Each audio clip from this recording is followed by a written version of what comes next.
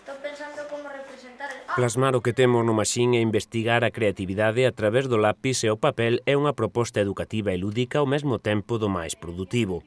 Así foi como pasaron a hora do conto semanal as nenas e nenos que acoden a esta chamada da Biblioteca Municipal de Chantada. Hoxe tiñan unha cita cunha coñecida da casa, Estefanía Padullés, unha ilustradora e bióloga catalá que decidiu instalarse en Paradela dende onde saen agora os seus coñecidos álbumes ilustrados. Somos poucos, pero valentes, somos no muchos, pero bien, muy bien, está yendo bien, están sacando así ideas, estamos a facer un álbum ilustrado, entonces estoy explicando un poquito cómo buscar el personaje principal, sobre todo, bueno, pues seguir una estructura, unas técnicas parecidas y bueno, van descubriendo también un poco lo que es un álbum ilustrado, que es distinto de otros libros con dibujos y así, y bueno, aprenden un poquito. Todo eso en tan pouco tempo. Bueno, tenemos hoy y seguiremos en 2 semanas, pero bueno, yo creo que tienen ganas de trabajar y vamos a ir muy deprisa y creo que sí que van a conseguir hacer el álbum. ¿Qué le pasa al conejo regalí? Pues hay que pensar. ¡Qué buena escuela para volar! Muy bien, muy bien.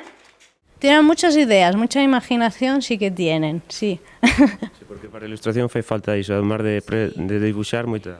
Mucha creatividad y muchas veces, bueno, pues los niños no tienen esa vergüenza que a veces tenemos los adultos de nos saldrá bien o no saldrá bien y bueno, ellos en un momento pues ya ves que sacan historias las que haga falta.